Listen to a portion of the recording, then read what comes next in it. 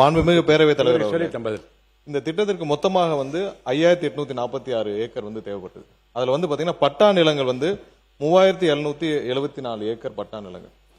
அதுல agriculture land, அதாவது விவசாய நிலங்கள் 3 போகங்கள் விளையக்கூடிய விவசாய நிலங்கள் 2681 ஏக்கர் விவசாய நிலங்கள் இருந்தது. அரசு நிலங்களாக இதுல காட்டப்பட்ட நிலங்கள் 1972 ஏக்கர் அரசு நிலங்களாக காட்டப்பட்டது. இதுல கிட்டத்தட்ட 1558 ஏக்கர் வாட்டர் பாடிஸ், அதாவது நீர்நிலைகள். அதுல பெரும்பாலும் பெரிய நீர்நிலைகள், பெரிய ஓடைகள் எல்லாம் இந்த அரசு நிலமாக காட்டப்பட்ட 1972 ஏக்கர்ல 1558 ஏக்கர் நீர்நிலைகள் காட்டப்படும். இதுவரைக்கும், அதாவது 90%, நேத்தே பேட்டியில அண்ணன் தங்கம் தென்னரசு அவர்கள் பலர் சொல்லியிருந்தாங்க, 90% நிலங்கள் கையகப்படுத்தணும். அப்படி கையகப்படுத்தப்படவில்லை. இதுவரைக்கும் 1802 ஏக்கர் மட்டும்தான் கையகப்படுத்தப்பட்டுள்ளது. அதாவது 48% மட்டும்தான் கையகப்படுத்தப்பட்டுள்ளது. மீதி எல்லாம் கையகப்படுத்தவில்லை. அதுலயும் பாத்தீங்கன்னா ஏகனாபுரம், இந்த காரை, தண்டலம், சிறுவள்ளூர் போன்ற கிராமங்களில் 1 சென்ட் நிலம் கூட கையகப்படுத்தப்படவில்லை. அதெல்லாம் கையகப்படுத்தாமல் இருக்கு. இதுல இன்னொரு விஷயம் எல்லாரும் புரிஞ்சுக்கணும்னா, நேற்றே முதல்வருடைய அறிக்கையில ரொம்ப தெளிவாக சொல்லப்பட்டிருக்கு. எப்படின்னா, இது வரைக்கும் நம்மளுடைய கரண்ட் கெப்பாசிட்டி, அதாவது 30 மில்லியன் பேசஞ்சர்ஸ் ஹேண்டில் பண்ற கெப்பாசிட்டி இப்ப இருக்கிற கரண்ட் ஏர்போர்ட்டுக்கு இருக்கு. அது இல்லாமல் டெர்மினல் 3 கம்ப்ளீட் ஆச்சுன்னா இன்னொரு 5 மில்லியன், அதாவது இது ரெண்டும் சேர்த்தால் 35 மில்லியன் கெப்பாசிட்டியை நம்ம அடைவோம். அது இல்லாமல் டெர்மினல் 5, அதாவது நார்த் வெஸ்ட்ல டெர்மினல் 5க்கு நம்ம கம்ப்ளீட் பண்ணி முடிச்சோம்னா, திட்டமிடப்பட்டு முடிச்சோம்னா, கூடுதலாக 20 மில்லியன் பேசஞ்சர்ஸ் ஒரு வருஷத்திற்கு கையாளக்கூடிய கெப்பாசிட்டி. அதாவது வருஷத்திற்கு 55 மில்லியன் கெப்பாசிட்டி நம்ம கையாளக்கூடிய திறமை இப்ப இருக்கிற கரண்ட் ஏர்போர்ட்லயே டெர்மினல் 3, டெர்மினல் 5 முடிச்சனா இருக்கும். இது எப்படின்னா, இப்ப இருக்கிற பெங்களூர் ஏர்போர்ட் 4.5 மில்லியன் பேசஞ்சர்ஸ் ஒரு வருஷத்துக்கு ஹேண்டில் பண்றாங்க. அதை விட 10 மில்லியன் அதிகமாகவே ஹேண்டில் பண்ணக்கூடிய அளவுக்கு திட்டமிடல் முடித்த பிறகுதான் இது குறித்த அறிக்கையை முதல்வர் அவர்கள் தெரிவித்தார். அதாவது இப்ப இருக்க கரண்ட் ப்ராஜெக்ட்ல நிறைய தவறான தகவல் கொடுக்கப்பட்டிருக்கு. அதாவது என்விரான்மெண்டல் கிளியரன்ஸ் வாங்கிட்டோம்னு சொல்லிருக்காங்க. கிடையாது, என்விரான்மெண்டல் கிளியரன்ஸ் வாங்கப்படவில்லை. அதாவது என்விரான்மெண்டல் இம்பாக்ட் அசஸ்மெண்ட் கூட இதுக்கு பண்ணல. இது அதுவே பண்ணாமல் என்விரான்மெண்டல் கிளியரன்ஸ்லாம் வாங்க முடியும். என்விரான்மெண்டல் கிளியரன்ஸ்லாம் இதுவரைக்கும் வாங்கப்படவில்லை. மிகவும் அதுல நிறைய வாட்டர் பாடிஸ் இருக்கு. அதனால இந்த திட்டம் 5 ஆண்டுகளாக, அதாவது அதிமுக காலத்தில் ஆரம்பிக்கப்பட்டாலும் 5 ஆண்டுகளாக எந்தவித நகரும் இல்லாமல் இருந்ததுக்கு முக்கிய காரணம் பெரும்பாலும் நீர்நிலைகள், விவசாய நிலங்கள், 3 போகம் விளையக்கூடிய நிலங்கள். இதுல இப்ப அதிகமாக கவலைப்பட்டு இங்க கதறுபவர்கள் அனைவரும் பாத்தீங்கன்னா, ஒண்ணு ஜி ஸ்கோர் மாப்பிளைக்காக இருக்கட்டும், இல்லைன்னா அதுல கருப்பு பணத்தை கொண்டு போய் முதலீடு செய்தவர்களாக இருக்கட்டும், வேற யாருக்காகவும் இருக்காது. கண்டிப்பாக விவசாயிகளை மட்டும்தான் கணக்கில் வைத்துக் கொண்டு இது செய்யப்பட்டிருக்குது. வேற யாருக்காகவும் இல்லை. யாரு பேசுறீங்க? யாரா ஒருத்தர்? மாண்புமிகு தங்கம் தென்னரசு அவர்கள், மாண்புமிகு தங்கம் தென்னரசு அவர்கள், மாண்புமிகு தங்கம் தென்னரசு அவர்கள் உட்காருங்க.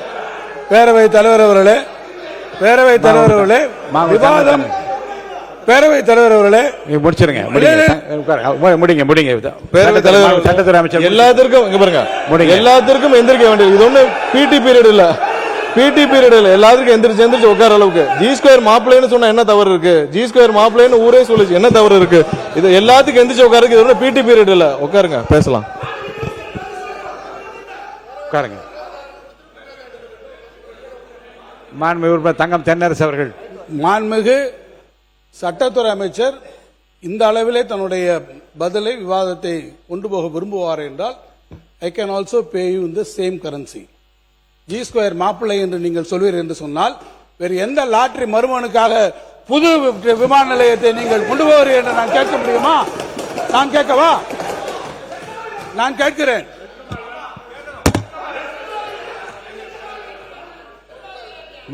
உட்காருங்க. என்னங்க மாண்புமிகு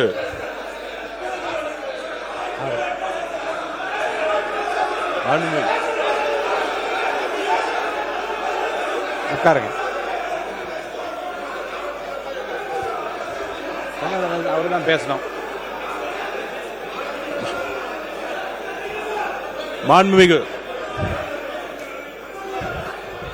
மாண்புமிகு பேரவைத் தலைவர் அவர்களே, உட்காருங்க. பேச அனுமதிக்கிறேன்.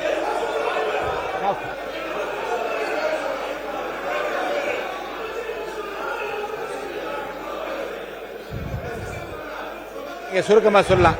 மாணவ பொதுப்பணித்துறை அமைச்சர் சுருக்கமா சொல்லி முடிக்கணும். உட்காருங்க. அவர் சொல்லட்டுங்க.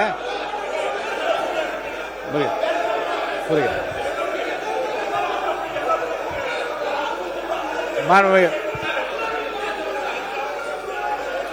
அவருக்கு முடிச்சிட்டுமே மாண்புமிகு அவர் என்ன கேள்வி வேணா கேட்கட்டும், அதுக்கு நான் ரெடியா இருக்கேன் பதில். உட்கார்ந்துங்க. அண்ணன் கேட்க சொல்லுங்க. நீங்க உட்கார்ந்துங்க. அப்ப கேட்க அவர் சொல்லுங்க. பேசிட்டான். மாண்புமிகு தங்கம் தென்னரசு அவர் மாண்புமிகு தங்கம் தென்னரசு அவர் இல்ல இல்ல ஒரு அவரே இல்ல நான் என்ன சொல்றேன், நீங்க ஒரு ஆரோக்கியமா விவாதம் சொல்லு.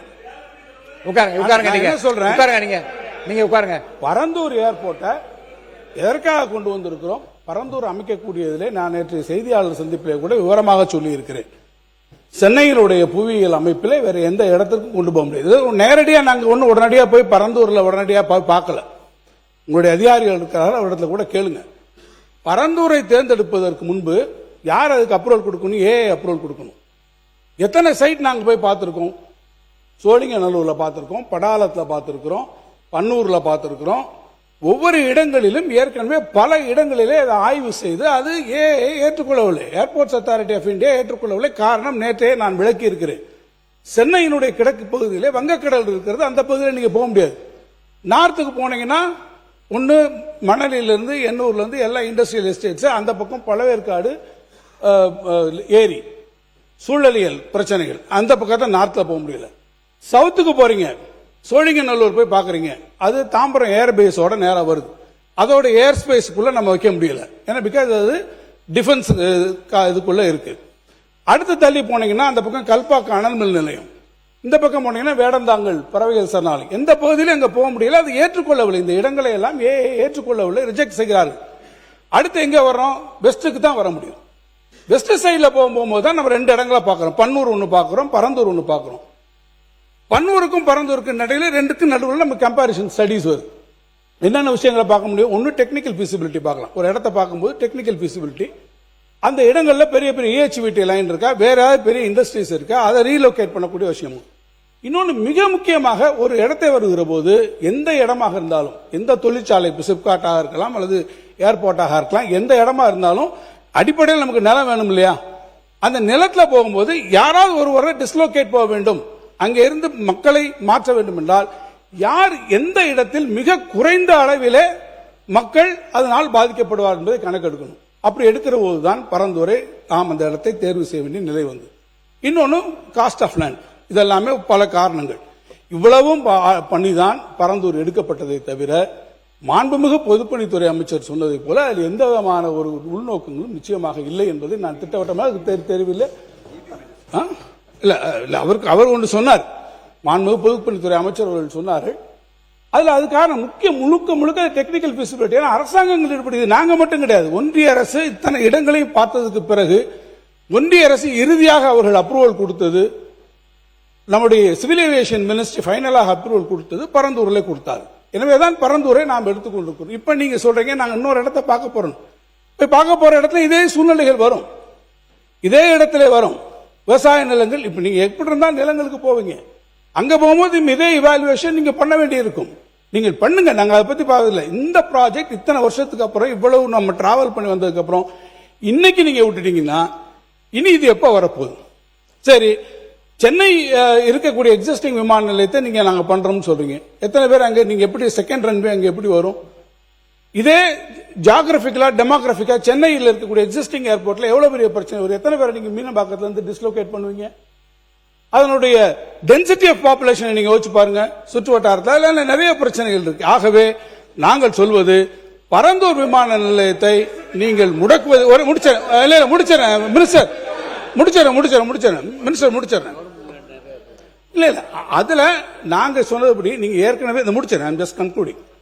ஆக ஏற்கனவே அங்கே இருக்கக்கூடியவர்கள் ஏறத்தாழ 2500 மேல் கூட பட்டா நிலங்களை வைத்திருப்பவர்களுக்கு காம்பன்சேஷன் கொடுத்து அக்விசிஷன்லாம் முடிந்து ப்ராகிரஸ் எல்லாம் வந்ததுக்கு அப்புறம் இந்த திட்டத்தை கைவிடுவது என்பது தமிழ்நாட்டினுடைய ஒட்டுமொத்த பொருளாதார வளர்ச்சிக்கும் அது நிச்சயமாக எதிரானதாக இருக்கும். அந்த வளர்ச்சிக்கு உதவாது. நீங்கள் சொல்றபடி 1.5 ட்ரில்லியன் அமெரிக்கன் டாலர் எக்கானமி என்பதை ஒருபுறம் நீங்கள் சொல்லிக்கொண்டே இன்னொரு புறம் அதற்கு எதிராக செய்கிறீர்கள் என்பதுதான் எங்களுடைய நிலைப்பாடு. அதைத்தான் நாங்கள் விளக்கிறோம்.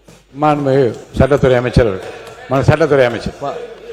மாண்புமிகு பேரவைத் தலைவர்களே, மீண்டும் அந்த தவறான தகவல் தான் பதிவு செய்து அவருக்கு சொல்லிட்டான். இல்ல முடிச்சிட்டு போயிடறேன். இல்ல இவர் முடிச்சிடறேன், அவருக்கு சொல்லிட்டோம். பதில் சொன்ன பிறகு உங்களுக்கு அனுமதி தரேன். சரி பேசு.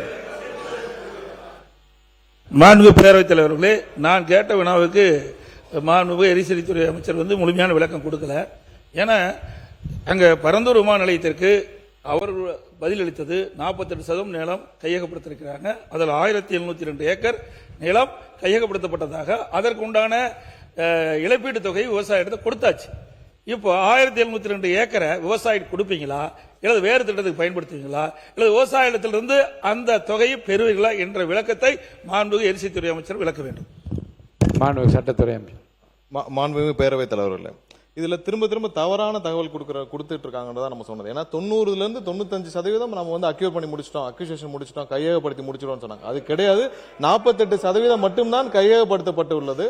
மீதி எல்லாம் அதுல 1500 ஏக்கர் நீர்நிலைகளாக இருக்கின்றதா நம்மளுடையது.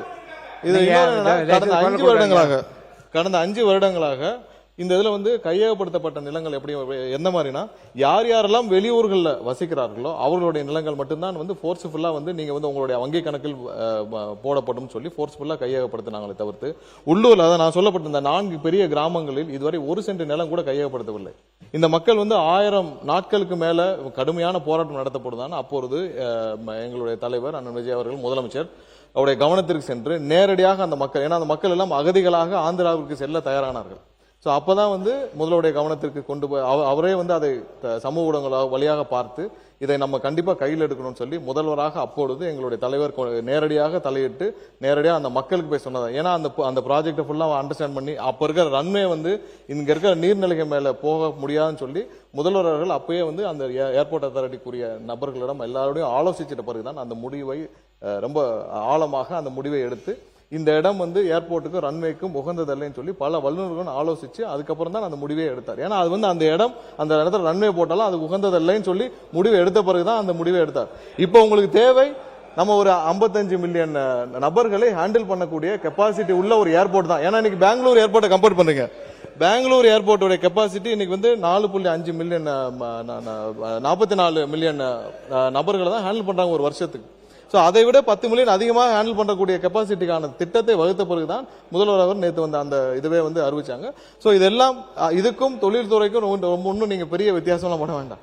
அதற்கும் இதற்கும் வேற வேரியேஷன். நம்ம அதை விட அதிகமான ஹேண்டில் பண்ணக்கூடிய கெப்பாசிட்டி வச்சுதான் பண்றோம். இதற்காக சொந்த நாட்டு மக்களே நம்ம அகதிகளாக வெளியேற்ற முடியாது. அதற்கான மாற்று திட்டங்களை கண்டிப்பாக உருவாக்கப்படும். கையகப்படுத்த நிலம் குறித்து கண்டிப்பாக முதல்வர் ஆலோசிச்சுட்டு என்ன முடிவோ பின்னாடி எடுக்கப்படும். தொழில்துறை அமைச்சர் அவங்க எல்லாம் பேசுறாங்க, முடிக்கிட்டு உட்காருங்க. தொழில்துறை பள்ளிக்கல்வித்துறை அமைச்சரா பேசுங்க. மாண்புமிகு பேரவைத் தலைவர் அவர்களே, அவர் முன்னாள் அமைச்சர் சுட்டி காட்டிய போது விரிவா எல்லாத்தையும் சொன்னாரு. அந்த பரந்தூர்ல தான் நீங்க எடுக்கிற லேண்டுக்கு காசு கொடுத்துருவீங்க, அங்க இருக்க விவசாயிகளுக்கு காசு கொடுத்துருவீங்க. ஒரு தொல்லியல் துறை அமைச்சரா சொல்றேன், 1000 ஆண்டுகால பொக்கிஷம் கம்பன் கால்வாய்னு ஒரு தொல்லியல் பொக்கிஷம் அங்க ஓடுது. இன்னொரு கால்வாய் உங்களால உருவாக்க முடியுமா? பரந்தூர்ல நீங்க அங்க ஒரு விமான நிலையம் கட்டிட்டா அது ஒரு உறிஞ்சி நிலம். மிகை நீர் வருகிற பொழுது அது இந்த சென்னைக்கு வெள்ளம் வருவதை தடுக்கக்கூடியது. அப்ப இன்னொரு வெள்ளத்தை சென்னை தாங்குமா? அப்ப பரந்தூர்ல நீங்க கிரீன் ஏர்போர்ட்லாம் கட்ட முடியாது. வேணா வாட்டர் ஏர்போர்ட் வேணா கட்டி மிதந்து வேணா போலாம். விவசாயிகள் சார்பில் சொன்னதை செய்த மாண்புமிகு முதல்வருக்கு நான் நன்றி சொல்கிறேன்.